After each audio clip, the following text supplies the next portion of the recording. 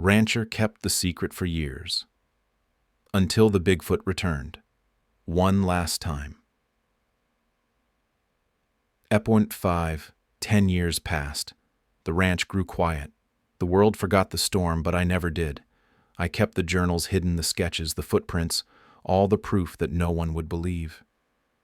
Then this morning the fog returned. The same silence, the same feeling. And in the mud a single footprint fresh as yesterday. I followed it to the creek where the light met the mist. And him. He didn't roar this time. He just looked at me like an old friend saying goodbye without words. And as the fog swallowed him whole, I finally understood some secrets aren't meant to be told. They're meant to be kept so the wild can stay wild. Before we begin, take a moment to comment the name of your city, where are you watching from tonight, and when the story ends, don't forget to rate it from 0 to 10. 10 years had passed since the storm that changed everything. The Washington Highlands slept under a silver dawn wrapped in fog that moved like breath across the hills. The ranch, older now, leaned with the weight of time, wood-faded fences bent but still standing.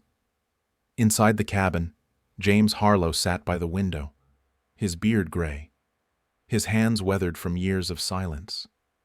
He wrote in his journal, slow, deliberate, the sound of the pen almost louder than the wind outside. He closed the book gently and looked out at the pines.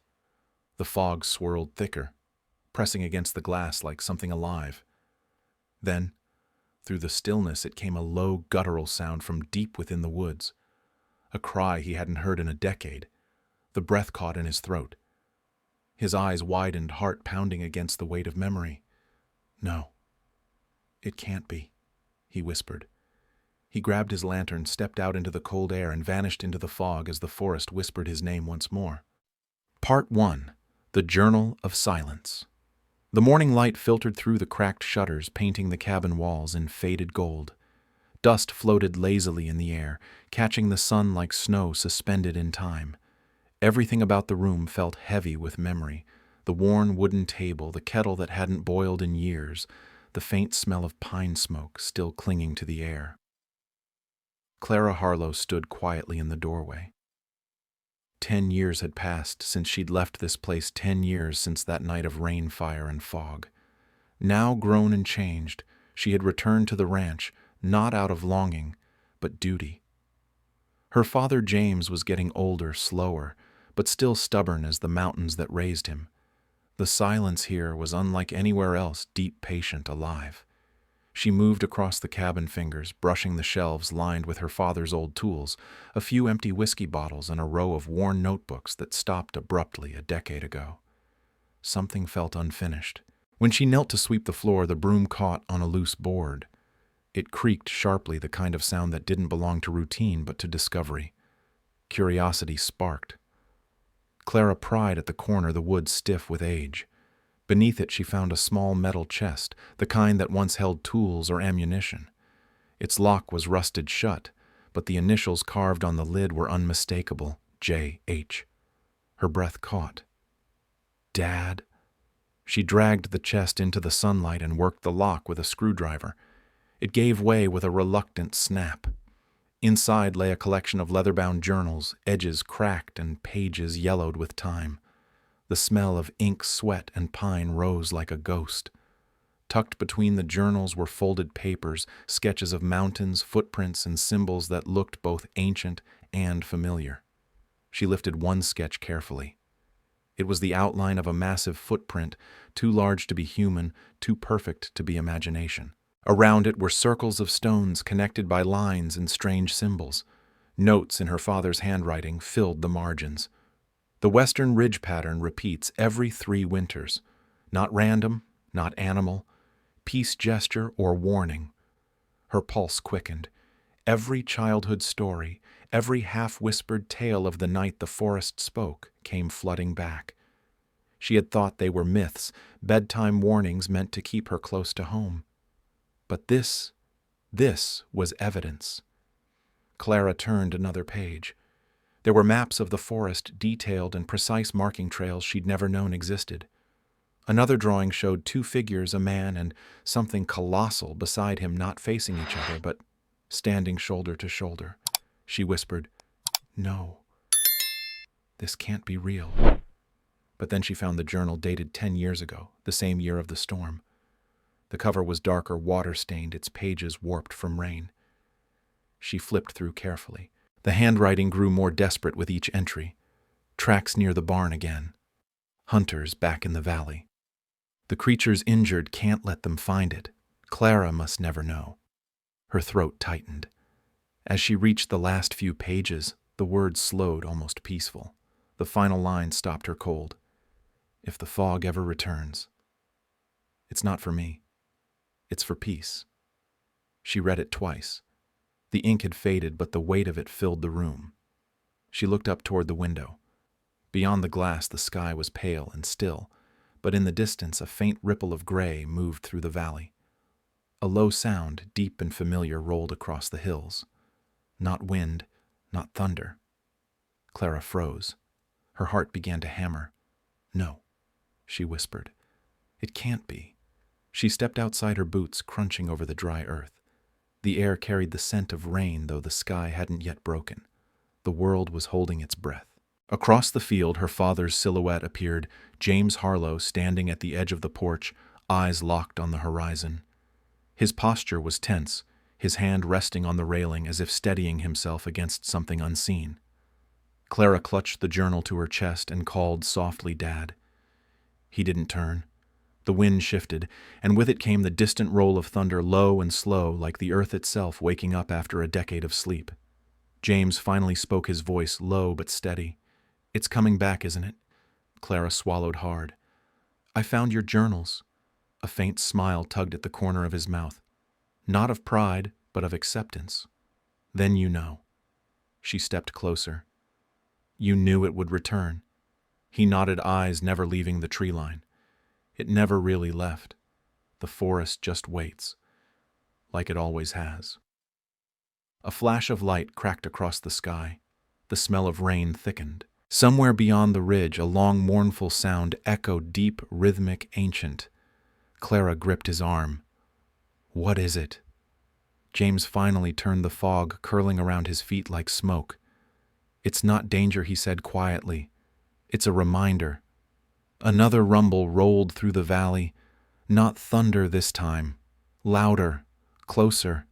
The fog began to creep down the hillside, blanketing the trees in silver. Clara opened the journal again, her eyes catching the line she couldn't forget. "If the fog ever returns, it's not for me. It's for peace." The sound came again, that deep, resonant call that seemed to vibrate through the air and bone. She looked at her father, whose eyes glistened with something between fear and reverence. And then from beyond the mist, a shadow moved, slow, heavy, familiar. The silence that followed wasn't empty. It was alive. For 10 years, James Harlow had kept the secret of the wild. Now it had come back to him, not for vengeance, but for something far greater. Outside, the storm began to gather again, the first drops of rain splattering against the old cabin roof. Clara stood beside her father, the journal still open in her trembling hands, as the first roll of thunder, the same sound from her childhood, echoed through the valley once more. Part 2. The Return of the Mist. Evening came softly, like a memory returning to a place it once knew. The last of the daylight drained from the sky, leaving only the pale shimmer of mist curling through the valley. The fog rolled low, hugging the ground, thick enough to blur the fences and swallow the sound of crickets. The ranch seemed to breathe, boards creaking trees, whispering earth sighing as if something ancient was waking beneath it. Inside the cabin, the fire had burned down to quiet coals. James Harlow sat by the window, one hand on his knee, the other resting on the edge of his journal. He hadn't written since morning. There was nothing left to say. Every word he could have written, he had already lived. He looked up, watching as the fog pressed against the glass. The air outside was shifting, growing heavy and wet. Somewhere in the distance, a branch snapped, then another. Clara moved quietly behind him, setting a kettle on the stove. "Storm coming?" she asked. He didn't answer. He was listening not to the wind, but to something beneath it, a sound that didn't belong to weather. When he finally stood, he reached for the old lantern hanging by the door. "Stay inside," he said softly. Clara frowned. "Dad, please." His voice carried a weight she recognized, not fear, but reverence. Something sacred. Something final. He stepped onto the porch. The boards groaned beneath his boots. The fog was thicker now, crawling across the valley like a living thing. It gathered around the fences, the barn, the trees at the edge of the woods. The world had become a watercolor, every shape blurred, every sound muted. James lifted the lantern. Its light was small, fragile, flickering against the mist. He walked forward slowly, boots sinking into damp earth. The rain had started again, not heavy, just enough to bead on his coat and run down the sides of the glass. He followed the fence line until the light caught something on the ground. A footprint. Large, deep, fresh. The edges were soft from rain, but the center still glistened with water, the mark of something that had passed not long ago. He crouched beside it, his breath fogging in the cold air. His fingers hovered just above the print, tracing the outline without touching. It wasn't just one. A second footprint trailed beyond it, then another leading toward the trees. He whispered to himself, "Not new, not old." The prints led across the muddy field, disappearing into the darkness, where the fog swallowed the world whole. He could hear his heartbeat slow, steady, too loud against the silence, and beneath it, faint but unmistakable, breathing. Not his own. The sound came from deep within the fog, rhythmic, almost human, but heavier, like the earth itself was inhaling. He lifted the lantern higher, calling out into the mist, "You don't need to hide." Only the wind answered, a low, sighing moan that bent the grass. James took another step forward. It's been 10 years. The fog shifted, curling back from him in slow, swirling tendrils as if listening. He swallowed hard. "I kept your secret. I never told." For a long time there was nothing. Just rain tapping the lantern glass and the soft whisper of wind moving through the pines. Then faintly the silence broke, a low growl, deep and resonant, echoing across the valley. It wasn't a threat. It was a voice, ancient, patient, alive. James's heart pounded.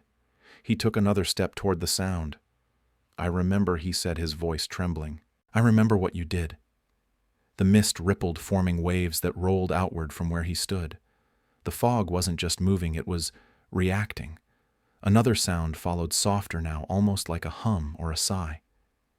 James turned toward it, raising the lantern higher. The light caught movement, something large passing just beyond the trees, its shape obscured but massive, the fog bending around it like a veil. He didn't move, didn't breathe. The creature paused, the air thick with the pulse of recognition. It was him. After all these years, after silence and memory and time, the Bigfoot had returned. The fog swirled gently around the trees as the figure drew closer. Not fully visible, but enough for James to see the outline, the slope of its shoulders, the weight in its steps, the gleam of moisture on its fur, catching the lantern light. For a moment the world was only that man and myth face to face again, standing between the storm and the stillness. James's voice cracked as he whispered, "You came back." The creature stopped. The fog eddied around its legs, swirling in silver arcs. There was no roar this time, no thunder in its chest, just breathing deep, calm, deliberate. The kind of sound that meant understanding. James lowered the lantern slightly, his hand shaking. Why now? The question hung in the mist like smoke. A gust of wind swept across the valley, carrying with it a faint rumble from the mountains. Not thunder, but something older. The trees swayed and the fog shimmered, breaking briefly enough for James to see two glowing eyes watching him. Not with malice, with memory. He took a hesitant step forward. "You found peace, didn't you?" The wind answered with a sigh, and the fog began to thin. The shadow retreated slowly, each movement graceful, almost reverent. James felt a sting behind his eyes, a tear he didn't expect. "I kept it safe," he whispered, All these years. The shadow paused once more as if acknowledging the words before melting fully into the mist. The lantern's light flickered weakly, fighting the wind. Behind him, Clara's voice broke the quiet. "Dad." He turned, startled. She stood at the edge of the porch, her dress soaked in rain, her expression caught between disbelief and fear. "What are you doing out here?" she asked, her voice trembling. James looked past her toward the woods. The fog was already fading, drawn back into the trees. He lowered the lantern, the light now faint and tired. "It's back," he said softly. Clara frowned. What as he looked at her really looked and smiled sadly. The truth. And behind them, as if in answer, the last roll of thunder echoed faintly through the valley. The storm wasn't coming this time. It was remembering. Part 3. The Memory of Fire. 1,000 words.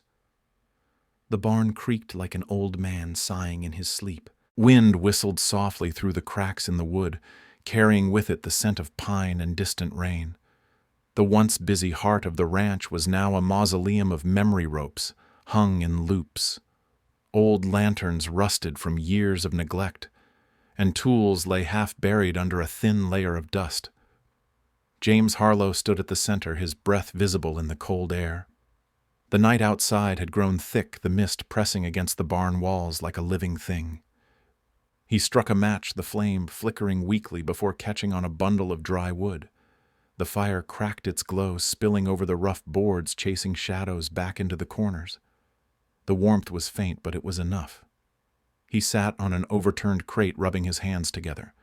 The flicker of the fire painted his face in strokes of orange and gold, and in his eyes reflection danced with memory. Outside, the fog shifted, the faintest echo of footsteps in the distance. He closed his eyes. He knew that rhythm, slow, heavy, deliberate. The door creaked behind him. Clara stepped in her silhouette framed by the lantern she carried. "Dad," she said softly, her voice trembling slightly. "What are you doing out here?" He didn't look up. "Just keeping warm." She hesitated, then came closer, her eyes darting toward the fire. "You saw something again, didn't you?" He didn't answer.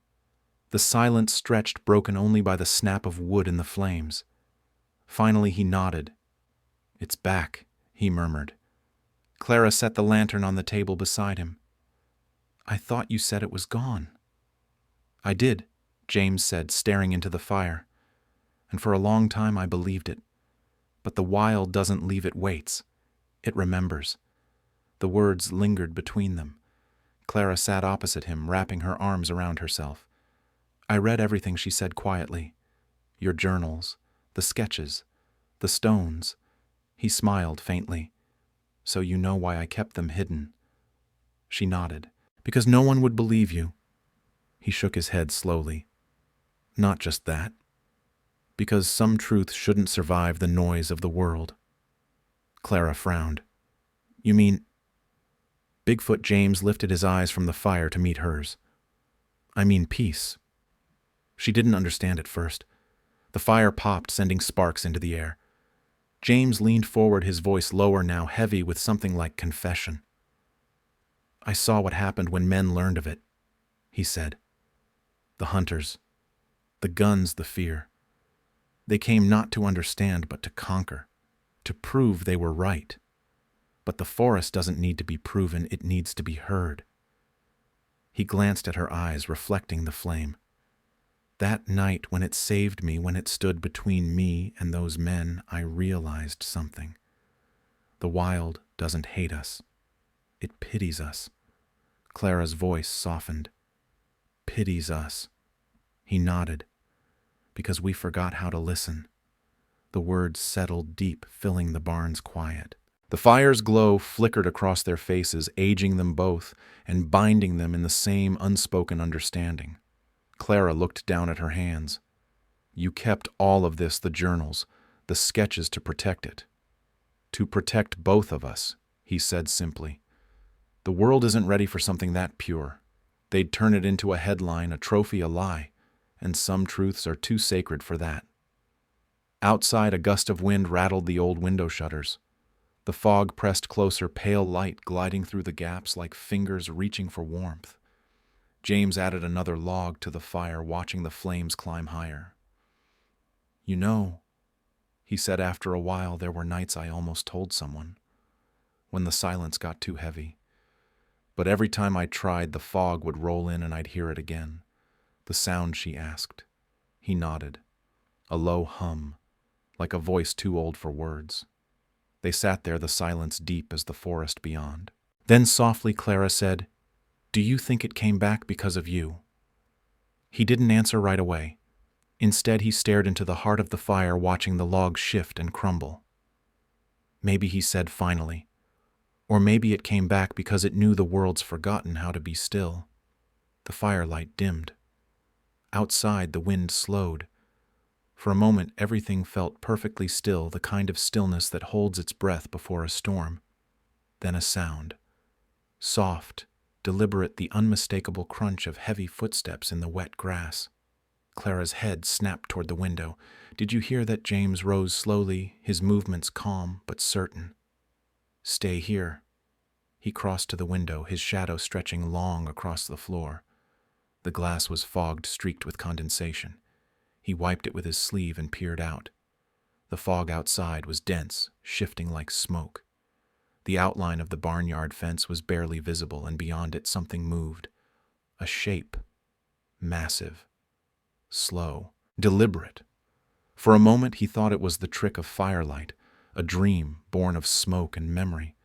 But then the figure turned slightly, and the lantern glow caught its outline. The shoulders, the shape of its head, the slow, steady rhythm of its breath. His heart stumbled in his chest. Clara moved beside him, eyes wide.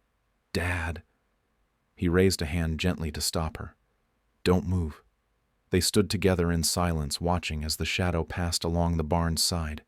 Each step was heavy but careful, measured. The fog followed it like a shroud. Then a pause. The figure stopped just outside the window. For a moment, nothing happened. And then it exhaled, a low, rumbling breath that made the glass tremble in its frame. James's hand tightened around the edge of the sill. His eyes filled with something raw, fear, awe, longing. He whispered almost to himself, "You found your way back." The shadow lingered for a moment longer. Then it moved on, fading into the fog until only silence remained. The barn creaked. The fire crackled softly. Clara turned to her father. "What does it want?" He looked at her, his face calm now, almost peaceful. "Nothing," he said. "Just to remind us it's still here." And then, as the final embers of the fire dimmed to ash, the distant growl of thunder rolled once more through the valley. Not a warning, but a heartbeat. Part 4. The Last Meeting. 1,000 words. The morning came wrapped in silver and quiet. Mist clung low over the valley, curling around the fence posts and gliding across the tall, dew-soaked grass. The air smelled of wet pine and earth, heavy with the hush of something sacred, like the world itself was holding its breath.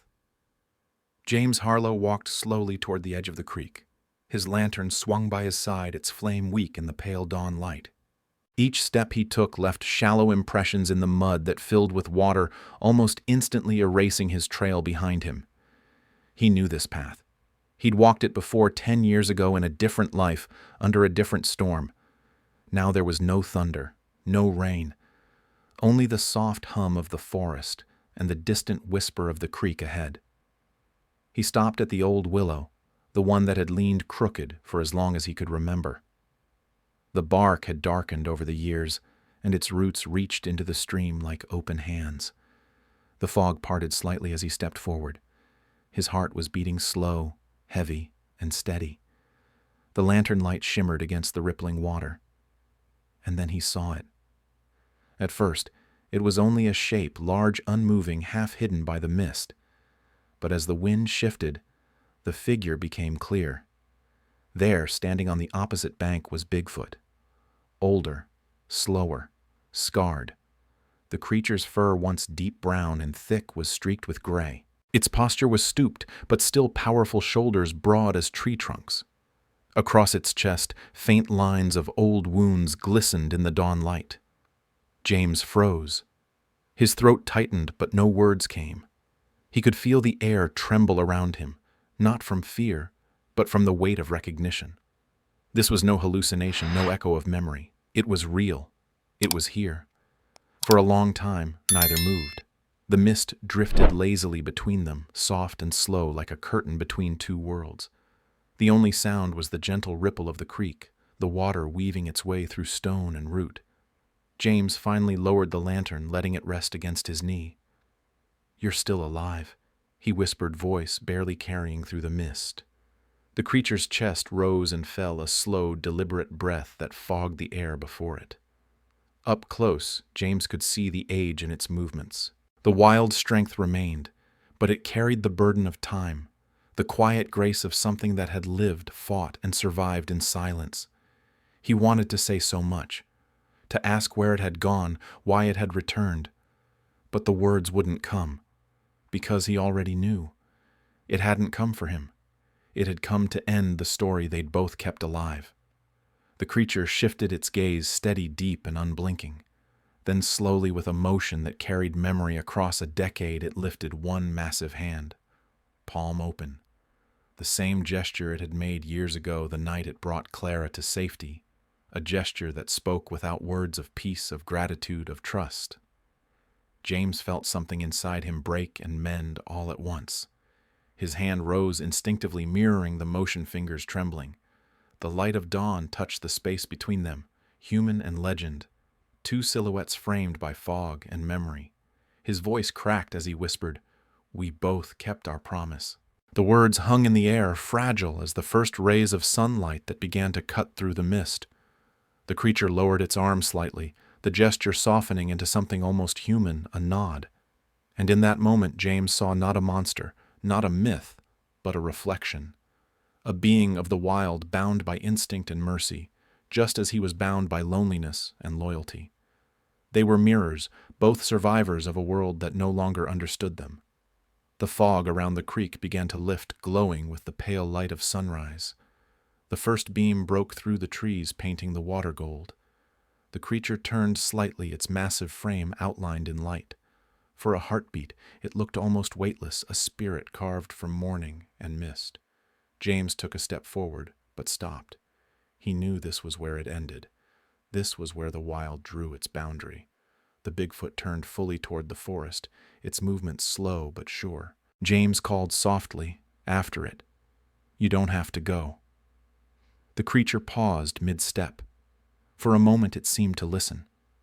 Then, without looking back, it gave one last nod. The mist thickened again, curling around its legs, its shoulders, its shape, until it was no longer a body but a shadow. Then the shadow too was gone. Only the sound of the creek remained, whispering softly as the fog dissolved in the rising sun. James stood there for a long time, the lantern dimming in his hand. He felt the warmth of sunlight against his face, the kind that came only after a night of deep cold. He whispered almost to the wind, "Rest easy, old friend." A faint breeze stirred the leaves as if the forest itself had heard.